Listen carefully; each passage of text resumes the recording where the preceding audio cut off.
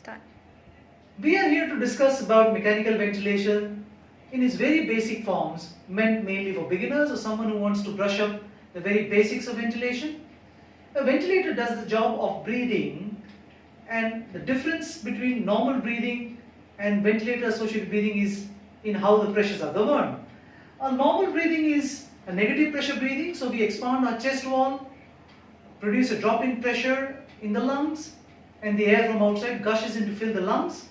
Roughly -5 centimeters in drop in water would produce a 500 ml breath in a normal person.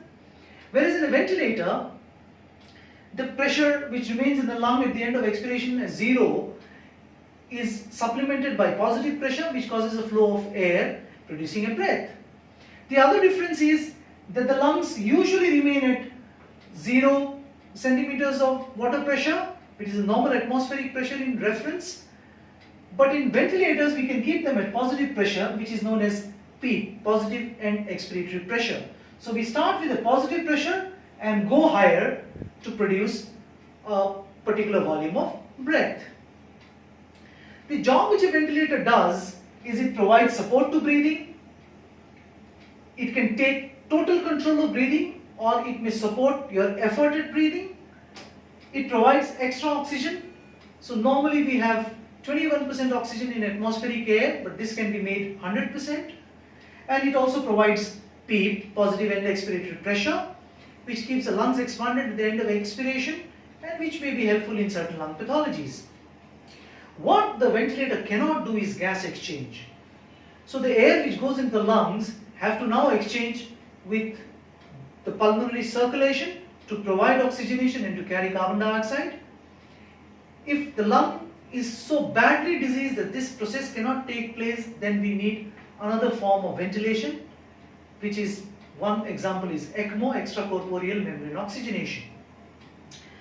The modern ventilators are not passive machines.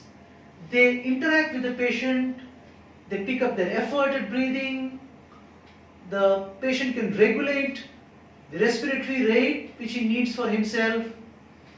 The patient can also contribute to the effort of breathing to a certain extent which we actually desire, and this makes the modern ventilators as assist control mode, so they can assist in your work of breathing. And honestly, the only place where we have a ventilator taking total control of the patient is when the patient is paralyzed.